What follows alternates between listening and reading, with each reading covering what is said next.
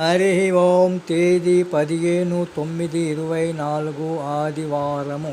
పూజ్య శ్రీ శ్రీ శ్రీ నిత్య శుద్ధానందగిరి స్వాముల వారి దివ్య ఆశీస్సులతో పూజ్య శ్రీ శ్రీ శ్రీ శివానంద స్వాముల వారి దివ్య మార్గదర్శకత్వములు 1000 రోజుల తపస్సు అనే కార్యక్రమములో శ్రీ విష్ణు సహస్రనామ జ్ఞాన యజ్ఞములో శ్రీ విష్ణు సహస్రనామాల నుండి 45వ శ్లోకము.